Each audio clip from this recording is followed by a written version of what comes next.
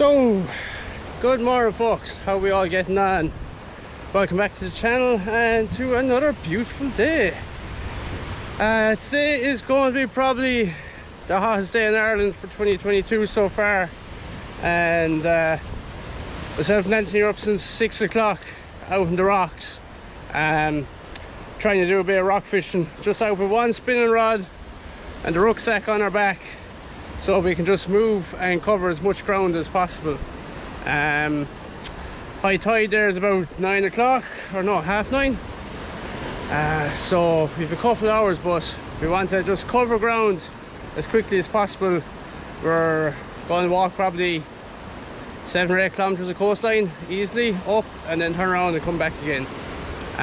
Our main goal today is to catch a sea bass. Myself and Anthony have, neither of us have ever caught a sea bass, so if one of us catches a sea bass, we'll be over the moon.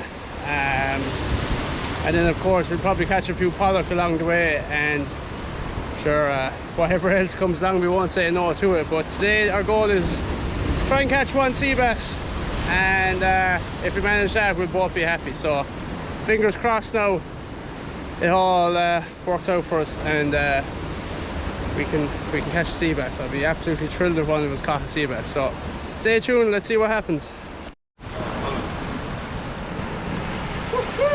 Hey kidney! Off the mark!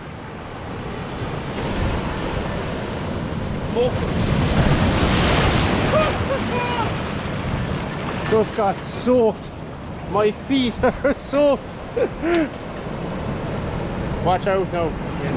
Oh, baby pollock.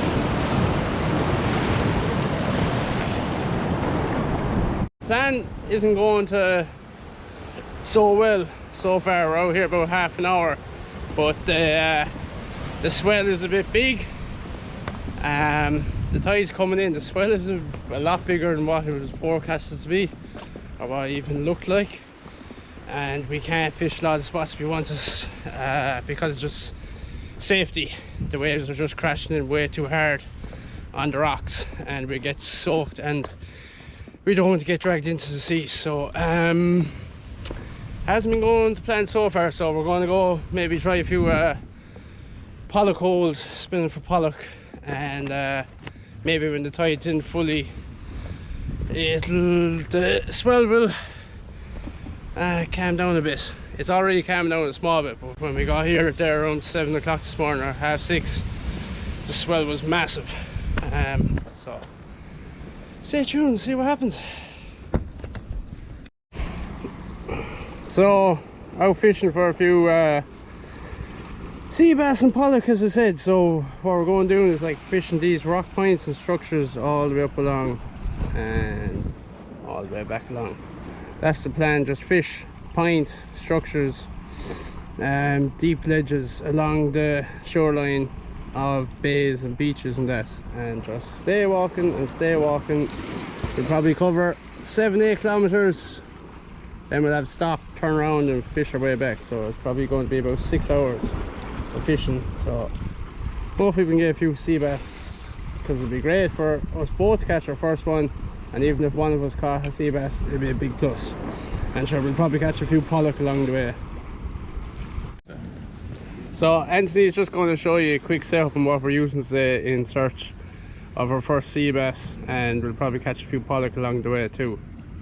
Yeah, so we're just using a 12-foot spinning rod, reel, 20-pound mono line, and then just a 20-gram jig head and a jelly worm. It's as simple as that. That's all you need to catch pollock. Maybe a bass if you're lucky. Pollock, is it? It's a bass, it's a bass! Pull! Yeah!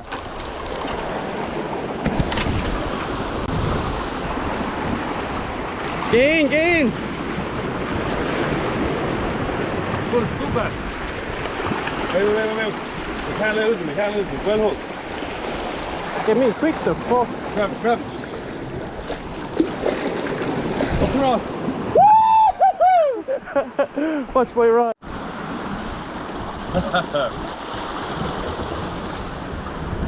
Oh yeah, Kendi, lovely old sea bass on the ball.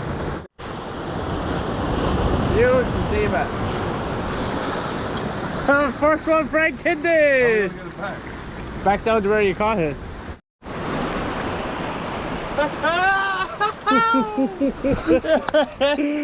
Yeah!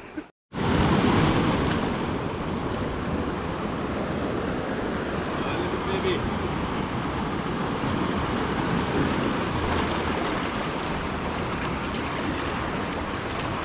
Baby Pollard.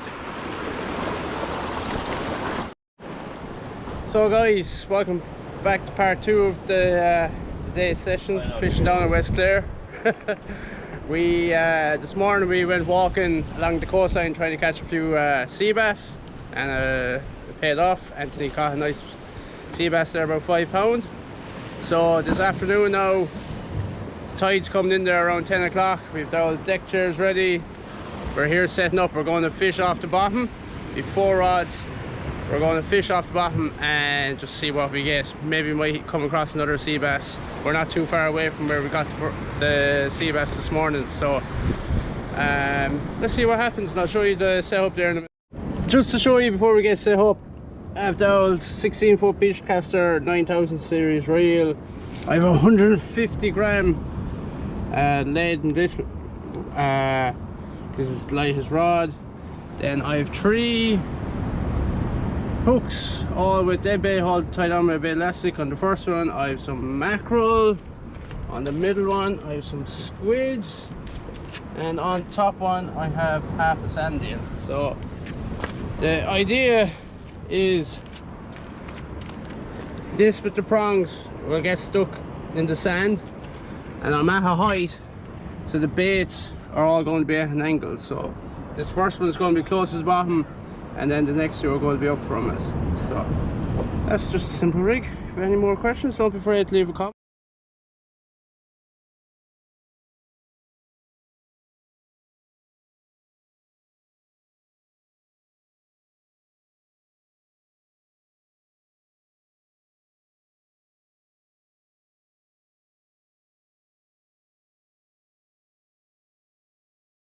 What do we have here?